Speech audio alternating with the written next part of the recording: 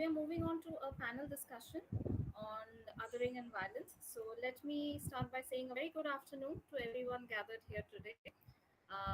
Welcome to this panel. So as a concept note to the seminar argues, violence today is not merely episodic, but it's systematic and spectral. It is encoded in our everyday practices, in our laws, media, memory, history, and even in our silence. So in this session, we aim to navigate the terrain where literature, folklore, psychology, and ecology intersect with questions of power, identity, and resistance. We are fortunate to have with us four brilliant panelists whose interdisciplinary work allow us to probe the nuances of violence not just as a destructive force but also as a historical, cultural, and affective condition. Debalina, just a second. Debalina, just a second.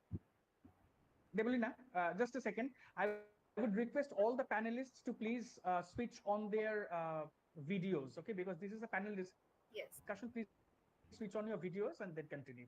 Please, Debalina. yes, of course. So, yes.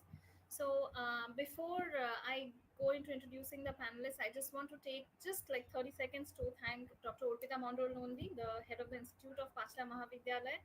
Again, Nilanjan Chakraborty, the one who put all of this entire thing together. And I would be remiss if I did not thank you, Dr. Falguni Noshkor, and AIFEST, and of course, Dr. Sharona Shen. Thank you so much. So let me begin by briefly introducing our panelists today. So first we have Dr. Jenisha Singh, who is an assistant professor of English at Chabodigi KKS Mahavidyalaya under the University of Pollani, and she is currently pursuing her PhD at Dr. B.R. Ambedkar University, Delhi. Her research explores folklore and cultural narratives, especially among the Kami communities of the Eastern Himalayas. Then we have Nabanita Roy, who is also an assistant professor of English at Robindra Mahavidyalaya, Hooghly, and is pursuing her doctoral research at North Bengal University. Her work engages with the spectral, the marginal, and the aesthetic negotiations of identity and violence. Then we have Aishwarya Gupta, who is a faculty member at Calcutta Girls College. Her areas of interest include gender studies, post-humanism, eco-criticism, and blue humanities. And last but not the least, we have Debarati Bagchi, who is a clinical and forensic psychologist currently working at the CMOH office, Alipurduar district, West Bengal. Her expertise spans personality disorders, childhood trauma, and the psychological underpinnings of structural violence. So, Janisa, I'd like to begin with you. So, your research takes us to the oral traditions of the Kami community, traditions which are often included from mainstream historical and literary canons, because canons, we understand, is an inherent exertion of power. So folklore, in many ways, it captures the slow and multidimensional aspects of marginalization, but it also holds space for resilience and community memory. So could you speak about how the Kami cultural narratives reflect or resist systematic violence? And do you see these oral traditions as archives of trauma or perhaps even as tools of resistance? So thank you, Debalina, for the question and for the opportunity to be here. So my PhD research, it focuses on the oral narratives and to a certain extent the material culture of the Kami community, with special reference to the Darjeeling Hills. So Darjeeling, we all know, we all look at it from a very romanticized lens, the tourism, weather. But in that romanticism, we have often overlooked the lived reality, the social fabric of that region. And so during so initially my PhD thesis was on something else, but it was related to caste and the lived experiences. But then I realized, what about because I also come from a Dalit background, and the community that I'm studying, the Kamis, I also belong to that community. But for my PhD research, I realized that I don't have any literary text or novels or poetry coming from my hills, okay, coming from the Darjeeling Hills to work on. So that is when I turned to ethnography and to cultural ethnography and looking into the folklores and narratives within the community. So, so just beginning with, when I was collecting data and meeting people, so there isn't a sense of these academic words that we use, trauma or violence, resistance. So within the community, those terms have not emerged till now, because that anti-caste consciousness or the Ambedkarite consciousness is slowly emerging among us, among people who had the opportunity to go out of the place, okay, to go out of the hills, to go to Delhi or Kolkata and read about anti-caste literature. So the people whom I have interviewed, they do not have that vocabulary. But I think so. This is what academic discourse brings us into, that we, in a certain way, have the privilege, a certain sense of authority to name and rename what the community has undergone. So, in my study of the Kami community, so there are two traditions, two narratives. First is the myth of origin. Okay, so the Kamis are giving their own myth of origin, and the Kamis, by profession, traditional profession, we are supposed to be the blacksmiths. And we all have heard about the Gorkha regiment, okay, and the famous kukri that we carry, that it's a symbol of marital valor and bravery. So the community who produces this material, this artifact of kukuri, okay, they are the kamis, but paradoxically, we are at the bottomest of the society, the untouchable. So in Nepali, we say pani no chalne jat, a caste from whom you cannot even take water. Understood? So the community in the very recent decades, okay, so this is not something that has been going on for a long time, but in a very recent decade, they have started reinterpreting themselves. So they first begin with the Kami myth of origin. How did we origin? Okay, what was our origin? So on one hand, we have the Brahminical Chaturvarna myth of where from the body of the cosmic man Purusha, different varnas emerge, and those who do not fall within that body are the Atishudras, and in present terms, we call them as Dalits as well. So the Kamis, they are aware of this. Okay, they are aware that we are the Pani no Cholne Jat, we are the Achut, the untouchables of the society. This has been historically ingrained in us, be it coercively. Okay, so this has been in our psychology that, oh, we are the Achuts of the society.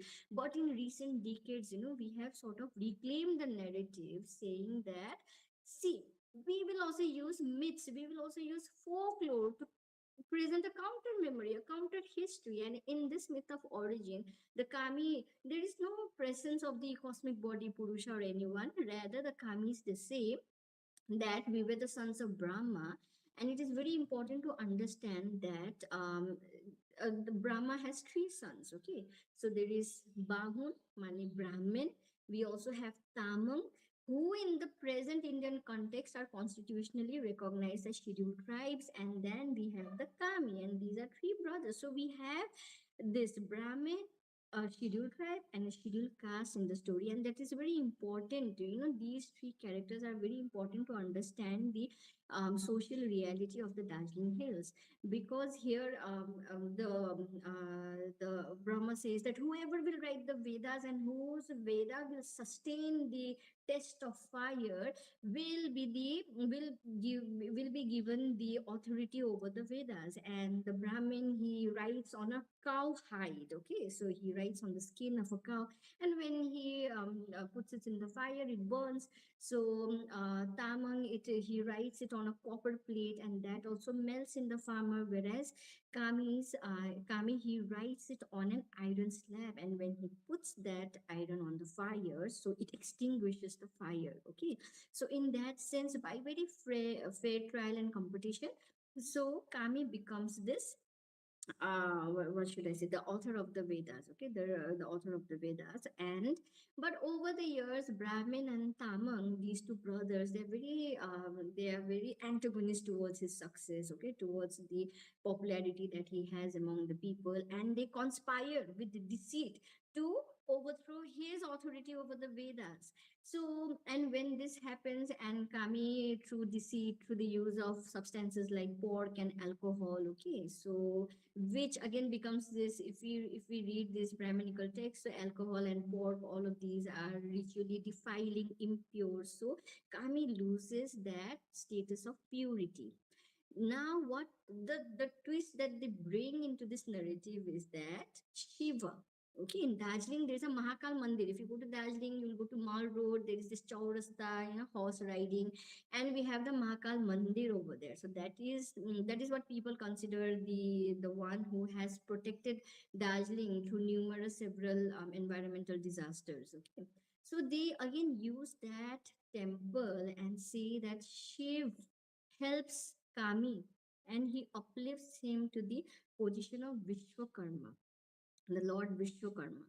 And then and then the Kami, he becomes the divine architect, okay, the divine artisans who is building and producing weapons not just for the humanly kings but also for different gods. So from this fall they have a narrative reversal, they engage in narrative reversal, and through these myths what the Kamis have done, they have started practicing priesthood in the region. So, some 20 years back, when the Kamis were not allowed to enter the temples, okay, now the Kamis are practicing priesthood in there. Okay, through this myth, they are deriving the legitimacy to become priests.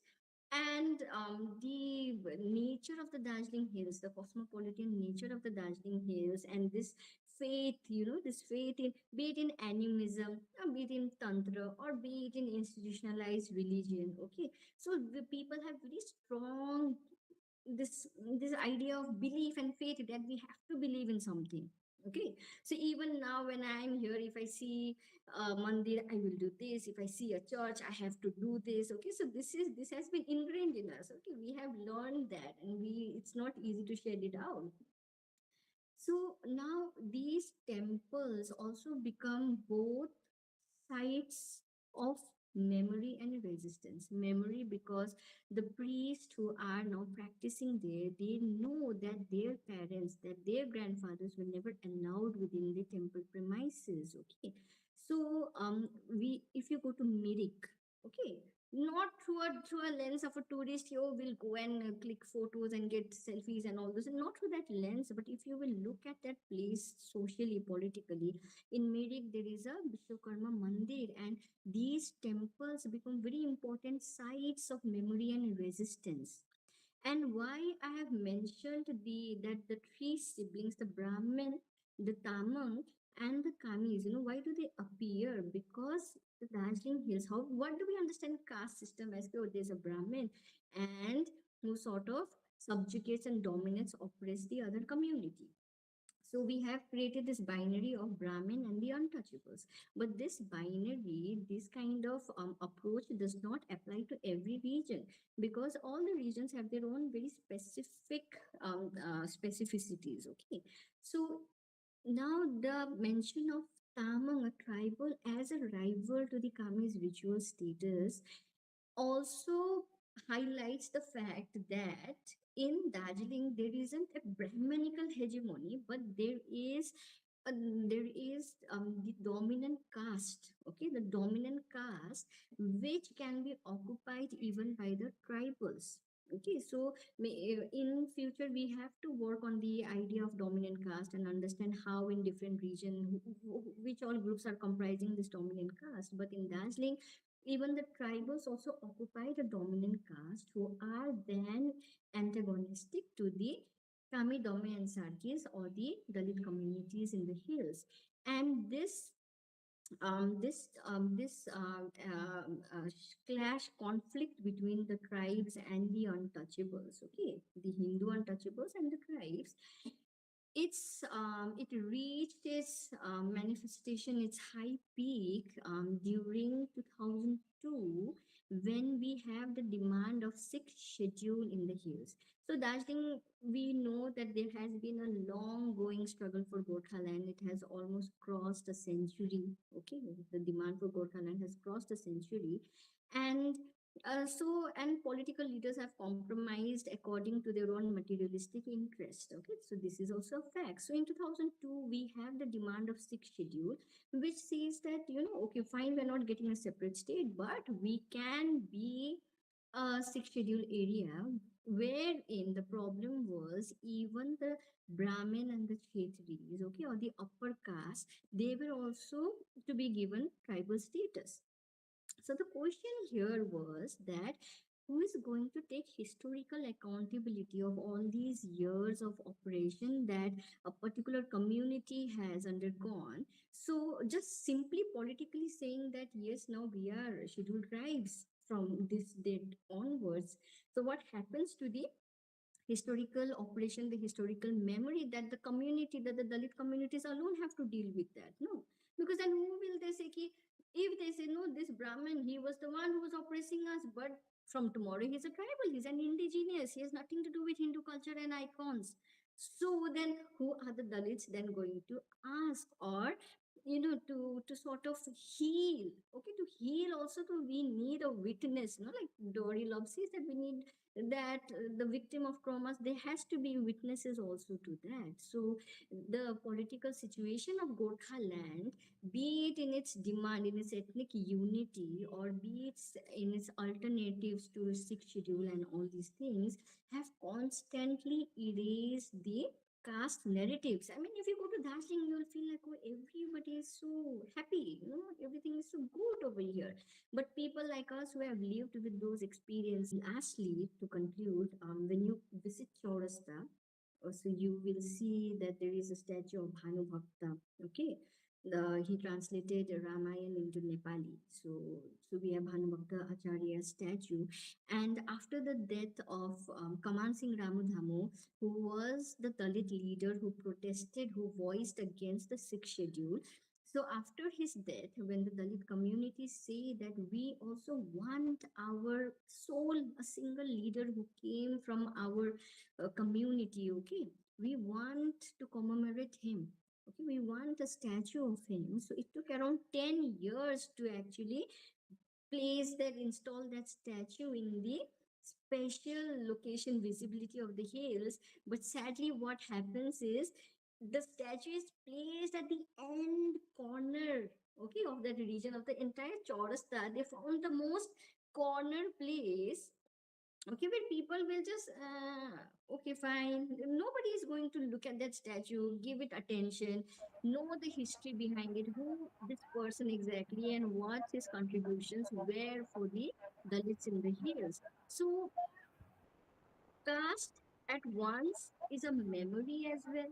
Okay, that caste violence is a memory as well in the hills, but and it is still ongoing, okay, politically, through spatial manipulations in this everyday life. Caste is still an ongoing violence, and through the Kami communities, oral narratives, traditions, the way they speak. If you go to the field, the way they speak, they themselves are very confused, because on one hand we have 100 years movement of ethnic solidarity going on, and in there you also have to, hey, you are a Kami, you are a Dalit, okay, you cannot interdine with us, we're not going to marry you, you all are wild creatures, but again we are ethnically together. So this entire confusion, this sort of confusion and chaos, and finding the narratives and actually interpreting them, was also a very difficult task. And so yeah, so with that I would like to end. Thank you. Thank you so much, Janisa. So, for your rich insight into how voices from the margins push back and silence and erasure. So, this idea of marginality and memory and resistance brings me to Nabanita, whose work also engages with the spectral figures that are neither visible nor gone, but who also haunt the edges of power and identity. So, Nabanita, in your research, how do spectral figures reframe our understanding of violence, particularly in traditions like Bhavaiya? How do aesthetics mediate transgression and trauma? Hello, am I audible? Yes, you are perfectly audible. Okay. Thank you, Professor Das, for the invitation, and it is a privilege to be part of this panel discussion. So, I'll read out from a paper, and it definitely addresses the questions that you have posed, but also overall, I believe I would also like to resonate a bit with the themes of the online seminar that took place. So, in Draupadi, Mahashweta Devi critiques the idea that sexual violence can be justified because Dopti Meche is a racial and political other, a notorious young Naxalite accused of murder. In November is the month of migration. Hans the Sovinder Shekhar shows how the Jawan at the Railway Protection Force justifies the violation of Talamai Kisko's body by slut shaming her for being a Santhal and a migrant. In the film Kothanodi, a mother possessed by a jinn, also her lover, brutally murders her stepdaughter Tejimola. In Bernard Shaw's Major Barbara, the patriarch Andrew Undershaft, a multimillionaire munitions manufacturer, weapons of mass destruction, says his religion is blood and fire, blood that cleanses, salvages him from bankruptcy. Violence does wear a human face, bearing a sense of justice that depends on an idealized value, or rather a belief, that is, being inhospitable towards the other. Be it the self or a collective, othering is a condition of violence perpetuated on religious, racial, national, political, linguistic, sexual lines, and more. Othering is violence, and violence is othering. Like the color red, a symbol of both life and death, violence has a preface or has been a preface and an afterword to civilization. It is a discourse justifying the triumphalist exhibitionism of power, of masculinity, of righteousness. Violence is double edged, conditioned not only by an urge to otherize and alienate, but also tethered to morality, salvation, and justice. Now, the question is, what are the ways of articulating violence and othering? To answer your first question, I deal with specters in my thesis, and according to me, spectre is a Derridian deconstructive figure. These revenants remind us of whatever has deceived our memory and seeped within as things repressed. To be concerned with the ghost and the ghostly is to think through trauma and suffering, or whatever has escaped, both personal and historical, as catastrophes that often evade the structures of mourning and remembering. They return in time and with time. Memory is the medium for their return, and literary spaces that archive memory are where ghosts proliferate whenever we conjure a text in reading. Hence, most ghost stories, or rather stories, are ghost stories, and whatever is ghostly comes back to recall the trauma of the past and whatever has escaped. Again, what springs from such understanding is the fecundity of ghosts as metaphors and tools to deal with varied subjects of othering. But they are also paradoxical incorporations, as here, not here, absence, presence, being, not being, non being. It troubles the fine line between two absolutes, an in between figure between life and death. The spectral is a logic of neither nor that perforates boundaries. Accordingly, the spectral logic displaces. I read the spectral and the spectre as an in between figure and a figuration that, in some sense, is agentic enough to bridge the gap between the self and the other. As a metaphor and a non human other, it refers to disembodiment, negation, and absence, which in its immateriality has the power to possess and bother us. And therefore, to look through and with the spectre is the ability to recognize the disorderly that wears the face of straightforwardness. Hence, I argue that to think spectrally with ghosts and the ghostly is to think non violently. If violence stems from rigidity and the inhospitability towards the other, thinking spectrally is a blasphemous intervention into the logic of violence that feeds on otherness. Now, to answer the second question related to Bhavaya, Bhavaya is a folk music genre popular in the Tista Brahmaputra flat plains. that is in the northern parts of Bengal, Lower Assam, Rangpur, Bangladesh, and chiefly practiced among the Rajbangshi community, a group racialized as another, both as Black Dalits or Hindu Adivasi like. The songs have been long orally disseminated in a language that is often considered an other dialect of Bangla and Assamese. Many refer to Bhavaya as songs of the laboring class, migrants, and especially women, because they sustain discourses of violence, testimonies of her transgression and her desire to transcend the limits of gendered categories. For example, a young wife confides in her brother in law, expressing her urgent need to leave her husband due to his drunken abuse. She demands to be fetched to her father's land, however, skeptical if she could ever cross the river, a metaphor for the enormity of bonds she needs to sever before she leaves. Or take, for instance, the wailing wife who, due to an overload of household chores, is unable to attend to her beloved, who is palpably growing cold with time. Or the coldness she is met with from her in laws who seek piety and passivity, or even how they normalize her physical pain. Bhavaya proliferates with representations that subvert the male gaze, prolong inhibitions, resist caste, class, and gendered violence through voices that contemplate, complain, conspire, and desire. However, to idealize the folk as a haven for transgressive voices is also to be possessed by the logic of violence, that is, folk standing in opposition and subordinate to the classical genre or the ethnic as opposed to the mainstream. However, reading Bhavaya for me has been the process, or rather, a process of contesting, resisting those dismissive narratives that render different voices, subaltern voices, invisible, fictional, abject, and other, and also to critique the epistemic violence in this process. Hence, I argue that whenever I refer to the ethics of representation beyond the logic of violence, I'm also thinking through the other. Rather, I propose that the logic of violence is also the logic of othering. I believe to represent violence and trauma in any form or language ethically is to situate the self within the discourse of the other, to blur the lines and borders between the creator, author, director, and the work.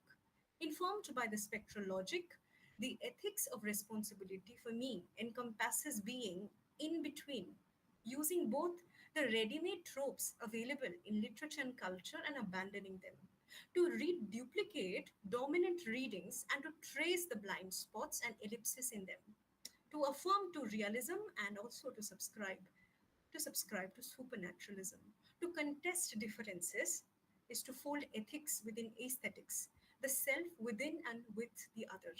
Thank you. Thank you so much, Nabanita, for the exploration of hauntings and thresholds and invisible violence. So this gives us a perfect transition to Aishwarya Dashgupta, whose work takes on these questions into the post-human and ecological domain, where the non-human world is not just a backdrop, but it's also a victim and a witness to violence. So, Aishwarya, I have two questions. So, in what ways do you think ecological destruction and environmental displacement can be seen as a form of othering? And second is, how does gender intersect with these eco violent narratives? Uh, Thank you, Debalina. First of all, I would like to extend my heartfelt gratitude to the organization and your esteemed institution for inviting me for the talk. Of course, greetings to my dear crew family. It was indeed wonderful to listen to all of you. Coming to your question, I won't kind of be too lengthy because we are short on time. So just try to answer you briefly. Whenever we are talking about othering, we must always come to the concept of a self. Now, who's the self in this duality between the self and the other in terms of ecological narrative? Of course, this takes us to the famous dialogue by Protagoras, the sophist. Man is the measure of all things. Now, who is this man? This man is not just you, me, or anyone else. This man is, as Rosie Brzoski talks about in her book on post-humanism, that an able-bodied, civilized, so-called civilized, uh, white European man, almost measured on the ideals of Da Vinci's Vitruvian man, and the standard of this human, this particular able-bodied heterosexual man, is kind of based through the othering of many other individuals of different physiognomies that that may be non-human as well, non-human categories, and that might people who might look like you or me, but not considered to be human. That's where we come to the concept of post-humanity. Now, of course, when I'm talking about the otherization of nature, I'm otherizing something that I'm considering outside of myself. That's why I'm able to carry out the violence. Now, uh, of course, therefore, we may consider that environmental displacement and disposition can we consider that as systematic acts of otherization? And your second question was how does gender intersect? Not just gender, but gender, class, caste, uh, species, all these borders are unfortunately cutting across in our discussion on the self and the other. But sticking to your question, we can think about characters like um, Urunditi Rai's, in suppose Urunditi Rai's text, The Ministry of Utmost Happiness, we have a particular scene where we see street children who are kind of sitting under this shed of tarpaulin. And there is this person called Gulabia who plays a flute and remembering of a time when a river used to flow in his native village. If we talk about another text, for example, in Latitudes of Longings by Shivangi Swarup, there is a character called Girija Devi who talks to plants, who considers herself as a scion and who kind of claims that she can look into the fruit and feel pain. She can listen to animals. She has a different way and perspective of life, and she feels pain when trees are cut down. So she's going to the environment in more ways than one.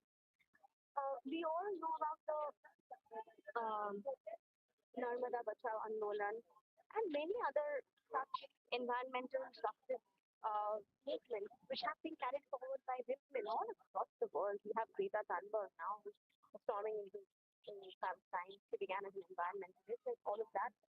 We cannot really separate these things, but yes, woman as a category has always been otherized and always been seen as a marginal figure in society. And when we look at the earth or the history of how women became the second sex, we will notice that the fertility cults and constraining the woman's body, taming her down, toning her down, all of these things are completely correlated to the world, to the way in which we treat our natural cohabitants, right? So it's all kind of connected, and I think all of this kind of can be traced back to utilitarianism and the rise of capitalism, where we look at everything as an object that can be tamed and capitalized upon, right? So I think I'll end. I'll not stretch this any further. Aishwarya, thank you for number one, keeping the brief, and for that deeply layered rethinking of violence across species and spaces. So now we move on to the inner terrains of violence, psychological, systematic, and often invisible. So Debarati works at the front line of these questions as a clinical and forensic psychologist. So Debarati, how does childhood trauma shape the psyche, and in what ways may it not be visible but also very violent? And the second is, so what role do legal, clinical, or the rehabilitative system play in either reproducing these cycles of violence or stopping them, resisting them? First of all, greetings everyone, and Debalina, thank you for having me here. So I'll just go straight to your question. First of all, let me mention this person, Dr. Gabor Mate. I think you people are familiar with him. Yes, His Debarati, understanding of trauma, he defines, you find this particular thing, he'll define big T's and small T's. So basically, when we come to that, it's a simple it's a simple description. Basically, the big T's mean how severe your childhood trauma and the severe aspects of your trauma. And the small t's are the subtle ones, which we maybe all of us we go through some of it, but then we have our own personal experiences, individual experiences, and those vary from person to person. So, first of all, let me tell you something. I think you people also have heard about this particular case. I don't know if all of you have, but then this particular serial killer, his name was Andrew Chikatilo. Andre Chikatilo. I'm sorry.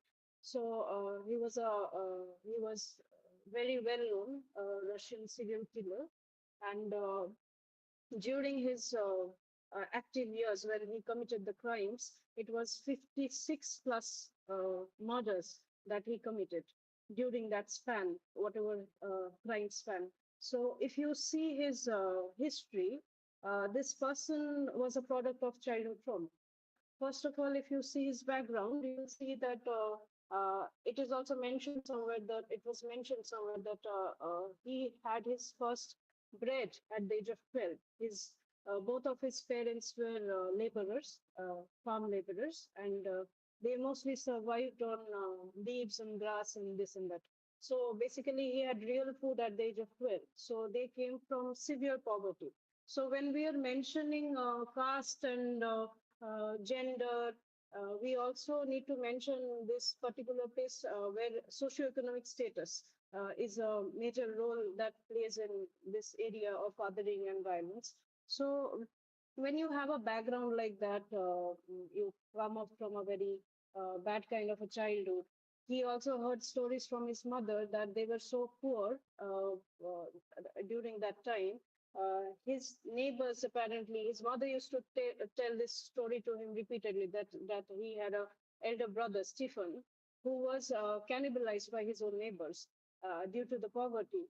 And when he grew up, he had a sister, and due to whatever circumstances, his father was apparently not present over there, and his sister was a product of rape. His mother was constantly raped by the German army, sorry. So then, coming from this background, he had a adulthood where he worked in the army, he served in the army, then he worked as a teacher as well. But then, even after that, he couldn't overcome all that, and he also had some issues with his. I think he suffered from some sort of sexual dysfunction, which also led to serious aggression towards women. You will see his statements which somehow denoted that he already became a bit paranoid, and it was very women centric. He used to think that women are whispering behind his back and talking, spreading rumors about his incompetence, importance, and everything. So uh, from there, his crime, very severe and heinous kind of crime, it started, and it ended where it was 56 plus crime, and he brutally murdered mostly children and raped them and mutilated them. So here we see that this is one example of severe trauma, severe childhood trauma that is mostly not just from what kind of parents you have or whatever you have some scolding from your teachers or something like that. It can also come from where you're living, your living condition, and socioeconomic status. And coming to the rehabilitation part, when I personally, when I work as a field person, and I'm not into academia much like all of you. So when we work in the field, I remember one of my patient over here. So our DMHP functions mostly in the rural settings, and some people believe that mental health disorders are limited to those who come from the higher SES background.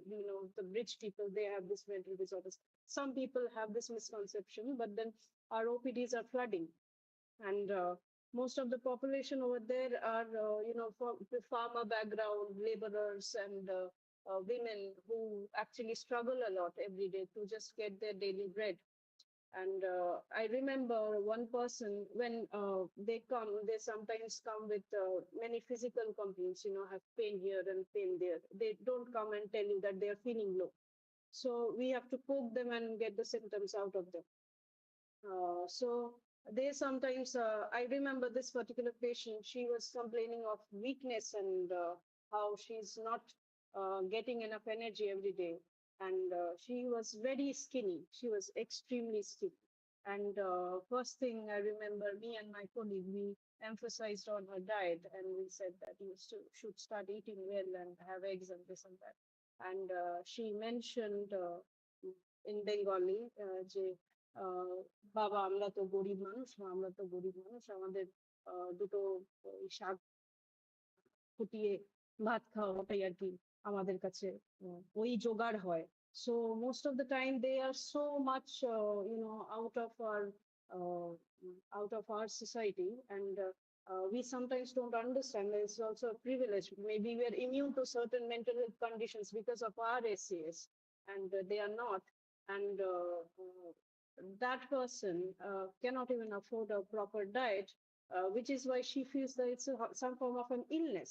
Basically, this malnutrition, she thinks that it's a mental disorder, that she doesn't have good energy in her body. So that's a lot of things. And these things also contribute to trauma. A person growing up in that household, a child growing up in a household where you don't have the money to meet your basic needs and give you basic safety. So that is a problem. And I think coming to the next question, rehabilitation and this and that. So I think our government facilities, especially in India, our government facilities for rehabilitation or correctional homes, whatever you call it, they are not very well equipped. And even when they have me over there, I visit the correctional home here in Alipurduar district maximum once a month. Sometimes it's skipped and it's done quarterly. So these people mostly stay under the supervision of police personnel who are hardly equipped to deal with, mental health issues. And I have seen many of the convicts who are convicted of murder and assaults and this and that. Even a lot of people who are like convicted of serious crimes as rape and murder, they turn out to have some sort of mental illness. Their core issue is the mental illness, which was never touched or treated. And this is why they keep on doing it repeatedly. They complete their sentence, maybe they serve the sentence and they get released, and then they come back to the same society. And there's a lot of stigma when you have been into a rehabilitation center, even for addiction. If you have been to a rehabilitation center or you have been to jail, when you come out, the society doesn't accept you the same way. So the main theme we are discussing, that othering is also there. So then they cannot help but relapse, or they cannot help but get back to their old ways of crimes and everything. Because when we are talking about recovery or we are talking about treatment, you have to give them a place where they feel accepted and you have enough support financially, socially, and in all aspects of life. You need to have enough support to come out of that same pattern or whatever problems you have. So I think our system, our government setups are not that equipped. I don't think if they'll ever be equipped in even in next 20 years or 50 years, I don't think they will ever be equipped. And the living conditions inside the correctional homes and the rehabilitation centers, most of the rehabilitation centers, even for issues like addiction, these places are living hell if you enter a rehab ever. Me being a clinician, it was maybe not traumatic for me because I was on the other side of the table. But then the person who's staying there for recovery, and they're sometimes even, they're beaten and they are violator of their human rights and everything. So I think that's a big issue. And whenever we are talking about violence and aggression, I think there's some sort of psychopathology that crops from their childhood. For every other individual who has a problem with aggression or has a reactive nature, something other than if it's genetic, then it's a different case scenario. If you have it in your genes, if the biology is the reason, why you are having this. That's a different case scenario. But even when you have it in your genes or if it's your biology, I think a lot of the social learning and your environment and everything plays a vital role in aggravating the problem. So that's one of the things where childhood trauma is specifically very important, or your childhood atmosphere where you grew up, the situation, the circumstances, your SES, your parents, and everything plays a vital role in what you become, what ideology you transform into, or whatever person you become, whatever belief system you have. So yeah, that's it. Mm. Okay. So again, thank you, Debaruti, for this, and thank you to all of our speakers. So what strikes me across all of your contribution is that violence is neither confined to acts nor spaces. It lingers, it repeats, and unfortunately, it also evolves. So I want to ask if Nilanjanda or Falguni sir they have any questions, or if panelists have questions for each other, or if we have any questions in the WhatsApp group. We don't yet. Yeah, I mean, I would have loved to sort of continue with this, but unfortunately we have to conclude now, Debalina, for obvious reasons. Just a second. Just a second. Hello madam, হ্যাঁ একটু join করুন না, এই ভ্যালিডিক্টরিটা করে নিই। So, as we bring this panel to a close, I want to sincerely thank Yeah, so you.